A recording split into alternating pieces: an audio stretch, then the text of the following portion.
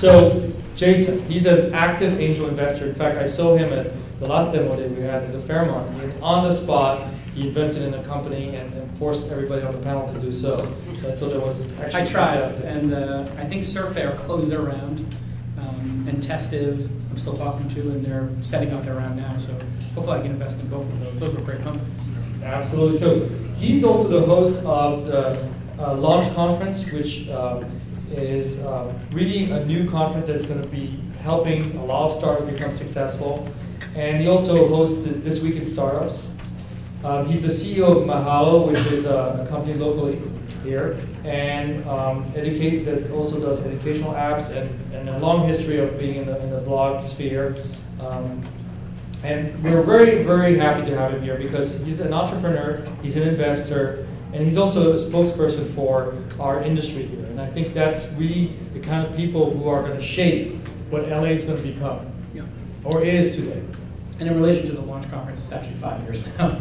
So 5 years and 250 companies, including Dropbox, Mint, PowerSet, and Yammer, which just got bought for $1 billion. So we've had actually, and then $2 million was invested by angel investors and venture capitalists from the stage last year in companies like Altuition and Space Monkey. So I'm particularly proud of the track record of the Launch Conference. Fantastic. So why don't you? I'm going to ask you a question right now. Why don't you create a conference here like this? Here in LA? That's a great question. Frankly, before this year, there haven't really been that many companies. We've seen something magical happen, I think, just in the last 12 months, and maybe a little bit before that. I guess Launchpad, Mark Suster's incubator, started 2 years ago. And then you have yourselves and Mucker, and I think there's 6 accelerators, 5 of which were launched in the last 12 months, and 1 of which was launched maybe 24 months ago. And so if you look at that, that's unprecedented, and if each one can graduate, I think you guys have 10, 12?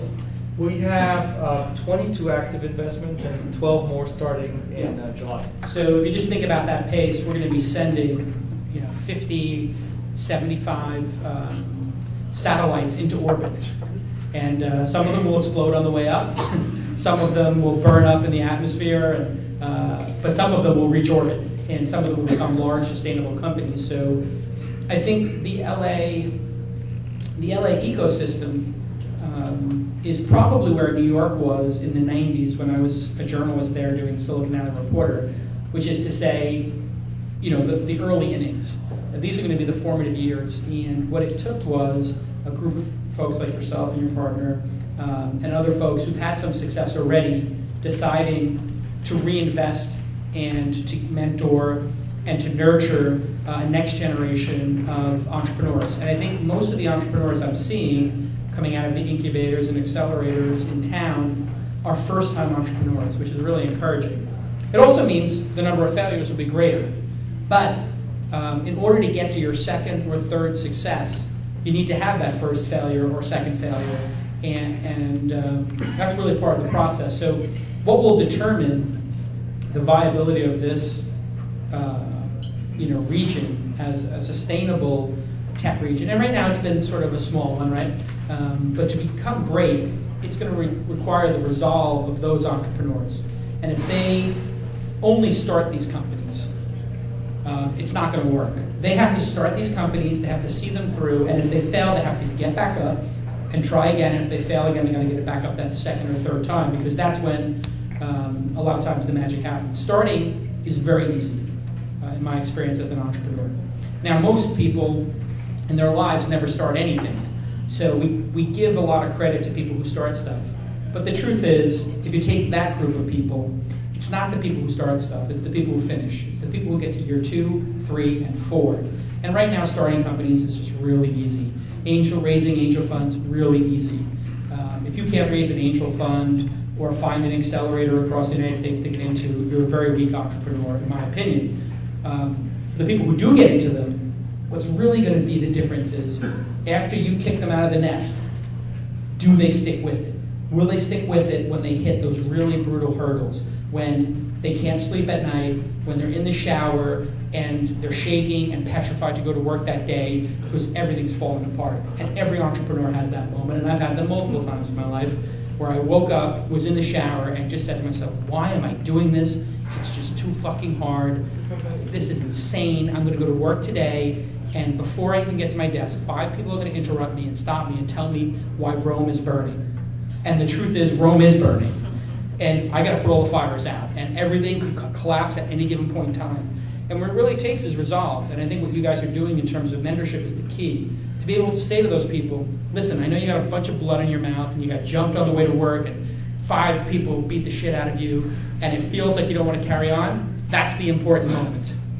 That's the precursor to success. Every time I've had any success in my life, and I've had moderate success, I don't think I'm some big genius. I've gotten lucky a lot of times, frankly. But I was too stupid to give up. I was too stubborn to give up. And I was always the stupidest kid in class. Not the stupidest, but I was always like the kid where they said, wow, he would do something great if he would just apply himself. And entrepreneurship gives you that ability. And if you keep trying, you will outlast the other people. It's a test of wills, entrepreneurship. It's a test of who can deal with the most pain and suffering. If you are an entrepreneur, it has nothing to do with your ideas. Your ideas are bullshit, they're easy, they're obvious. But what's not easy and obvious, especially yours, that's not what the hard part is. The hard part, in my estimation, is getting up and going to work every day with that enthusiasm and fighting the good fight, day in and day out. Years 3, 4, 5, 6, and 7 are what it's about. Year 1 and year 2 are a cakewalk. That's the easy stuff. But when your team is looking at you saying, I got better job offers, I don't think the equity in this company is going to be worth anything, we're running out of cash, and our product is shit, the servers are going down, and people are talking about how we suck. That's the moment of truth. Do you think we're in a bubble, a tech bubble? I think there's bubbles on top of a huge tsunami, like a lot of froth on top of a big wave. And that big wave is revenue being made by companies. It's consumers not being able to put down their iPhones and iPads and spending more time than ever on the internet and less time on other mediums. Usage and the advancement of software and the lowering costs. And then there are bubble-like things that are on the crest of the wave. So I think people can confuse those two things. So the things you mentioned, people getting, the top, 2% of the audience, top 2% of the startup ecosystem getting ridiculous terms for angel rounds. Yeah, that's frothy. I would say frothy. But I don't think we're in a bubble because if you look at the companies like Dropbox or Airbnb or Heroku or other ones that came out of Y Combinator, they became revenue juggernauts. And then if you look at the converse, the companies that have failed, and there'll be many more failures than successes out of Y Combinator because they're startups, the successes will so greatly make up for the losses that'll be fine. But there are people who look at it from the outside and they see, oh, 15, I had 3 of them come to me with $15 million rounds, and those were widely disclosed. I'm not saying anything out of school here. I passed on a lot of them because I think if I'm going to be angel investing and putting in $25,000 or $50,000, I'm a small ball investor. I sort of help more with my advice and my Twitter account, frankly. But if I'm going to put that kind of money in, it's got to be $2, $3, $4, $5 million round. So yeah, it's bubbly, but that'll correct itself, and it already has with a bunch of people who were going to make $1 billion on the Facebook IPO, now only making $600 million. Everybody realizes things don't grow, trees don't grow. When do you think LA is going to have its moment? When do you think we're going to be like New York? Because I love New York, and New York it's on fire right now. They're having a great moment. How about us? Well, New York, and I covered it at that time, had DoubleClick, iVillage. But really, DoubleClick resulted in a large number of amazing companies. And obviously in the Valley, they had things like Intel and Sun Microsystems. A lot of the entrepreneurs then left, and other companies like PayPal begot other companies. And you see a lot of refugees from the Lower My Bills or Earthlink groups, Shopzilla. A lot of those entrepreneurs are now the ones in your incubator, or people who worked at those companies, rather.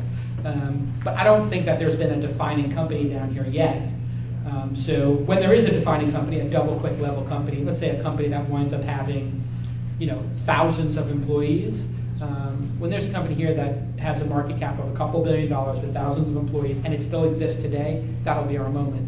And that could be one of the companies, and will be one of the companies probably, in all likelihood, from one of the incubators. Great. Thank you so much, Jason. This is great.